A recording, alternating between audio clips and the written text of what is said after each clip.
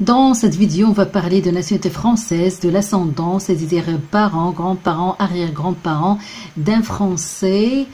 Donc, si vous êtes un étranger de plus de 65 ans, c'est-à-dire ascendant direct d'un Français, c'est-à-dire l'ascendant, ça concerne toute personne dont on est issu, ça veut dire parents, grands-parents, arrière-grands-parents, etc. Donc, si vous voulez demander la nationalité française parce que vous êtes un ascendant direct d'un Français, donc vous devez avoir plus de 65 ans, ainsi que vous devez vivre en France depuis au moins 25 ans. Vous pouvez ainsi faire une déclaration de nationalité française.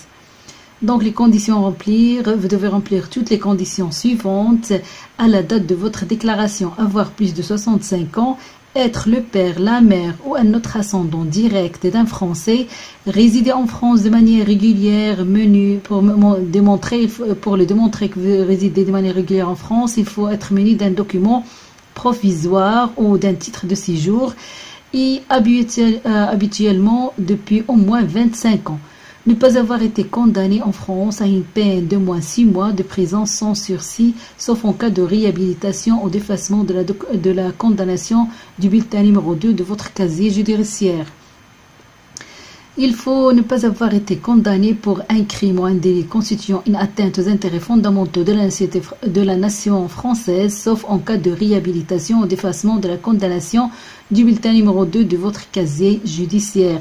Il faut aussi ne pas avoir été condamné pour un acte de terrorisme, sauf en cas de réhabilitation ou d'effacement de la condamnation du bulletin numéro 2 de votre casier judiciaire. Il faut aussi ne pas avoir fait l'objet d'un arrêté d'expulsion ou d'une interdiction du territoire français toujours en vigueur.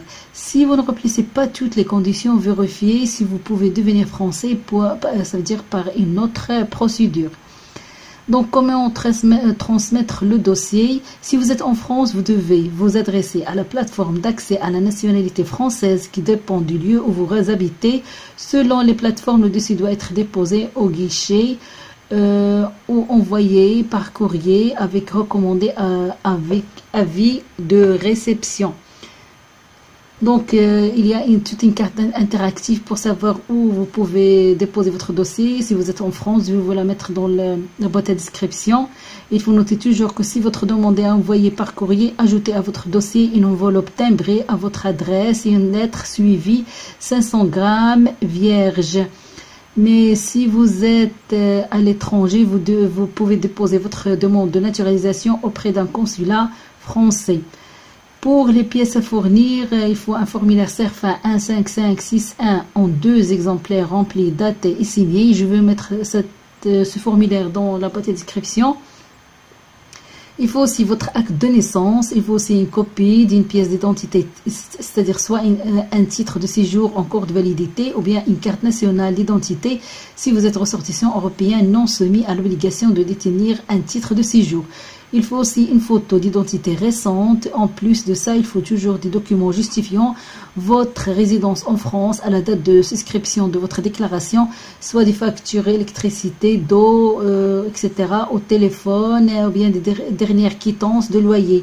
Il faut aussi le document prouvant votre résidence habituelle en France pendant les 25 ans qui ont précédé la souscription de la déclaration. En plus de ça, il faut toujours un acte de naissance de votre descendant français de moins de 3 mois et si nécessaire tout acte d'état civil ou jugement d'adoption justifiant de la chaîne de filiation avec ce descendant. Il faut aussi la preuve que votre descendant a la nationalité française au jour de la souscription de la déclaration, soit par certificat de nationalité française ou bien par décision de justice reconnaissant la nationalité française ou ampliation du décret de naturalisation ou bien de réintégration dans la nationalité française ou bien une déclaration de nationalité française ou acte d'état civil, c'est-à-dire qui prouve que votre ascendant a une nationalité française. Il faut aussi, c'est nécessaire, pour l'acquisition automatique de vos enfants mineurs, acte de naissance de vos enfants mineurs étrangers qui résident avec vous de manière habituelle ou alternativement dans le cas de séparation ou de divorce, et tout document justifiant votre résidence, si nécessaire, documents prouvant la filiation des enfants à votre égard, par exemple acte de l'état civil ou décision de justice, etc. Si vous êtes marié ou divorcé, votre ou vos actes de mariage ainsi que les pièces de nature à justifier la dissolution des unions antérieures. Il faut aussi les documents doivent être fournis en original, sauf indication contraire. Il faut un acte d'état civil, acte de naissance et de mariage doit être produit en copie intégrale. Un acte d'état civil français doit être délivré depuis moins de 3 mois. Un document rédigé en langue étrangère doit être accompagné de sa traduction par un traducteur agréé ou habilité, sauf pour un extrait plurilingue d'acte de naissance dans l'une des langues et de le français. Toutefois, un formulaire multilingue peut être joint pour éviter d'avoir à traduire certains documents délivrés par un pays de l'Union européenne. Pour ça, il faut consulter le site e-justice pour avoir les informations complémentaires. Un acte public étranger doit être, si nécessaire, légalisé ou apostillé. Il faut pour cela, adressez-vous à l'ambassade ou au consulat de votre pays d'origine pour répondre à cette exigence. Vous pouvez aussi consulter le tableau récapitulatif des règles par pays pour vérifier quelles règles s'appliquent à votre document. Je vais mettre le lien de ce tableau. Donc, pour le prix, en cas général, vous devez payer 55 €. Cette taxe est réglée avec un timbre fiscal. Mais si vous résidez en Guyane, la démarche coûte 27,55 €. Cette taxe serait avec un timbre fiscal. Et pour l'étude de dossier, une enquête est effectuée. Après réception des conclusions, vous êtes convoqué à un entretien. Cet entretien sert à vérifier si l'acquisition de nationalité française doit être refusée pour indemnité au défaut d'assimilation. Cet entretien ne porte pas sur le niveau de connaissance de la langue française, mais une fois l'entretien terminé, un récépissé vous est remis. Le dossier est ensuite transmis pour instruction et décision au ministère en charge de naturalisation. Il peut procéder à toute enquête complémentaire. Donc le ministère a un an à partir de la délivrance du récépissé pour prendre sa décision finale. Donc, cette décision, s'il est favorable, alors si vous remplissez les conditions prévues par la loi et si le gouvernement français ne suppose pas, le ministre en charge de naturalisation enregistre votre déclaration de nationalité.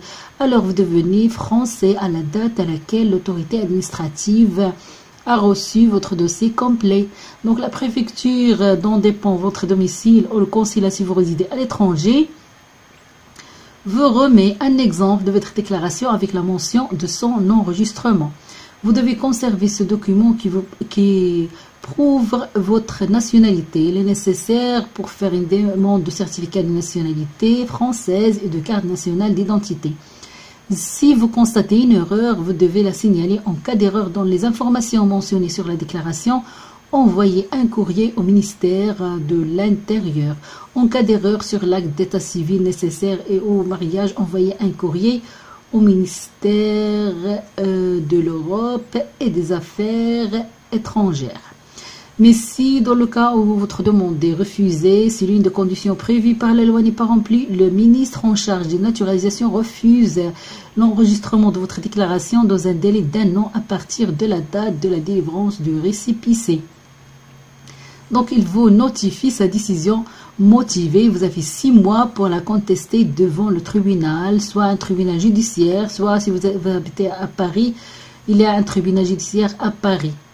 Donc, pour toutes les informations nécessaires pour demander la nationalité française, si vous êtes ascendant, c'est-à-dire parents, grands-parents, bien arrière-grands-parents pour un Français, je vais mettre les liens nécessaires pour les formulaires à remplir, pour les adresses nécessaires si vous voulez déposer votre dossier et toute information nécessaire pour faire cette démarche dans la boîte de description. Alors, si vous aimez le contenu de cette vidéo, n'oubliez pas de la liker, de la partager avec votre entourage et vos connaissances pour plus d'informations.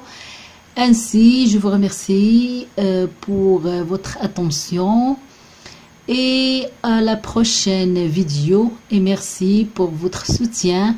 Et si vous avez des remarques ou bien des questions, vous pouvez les écrire dans les commentaires en dessous de cette vidéo. Et merci, à bientôt.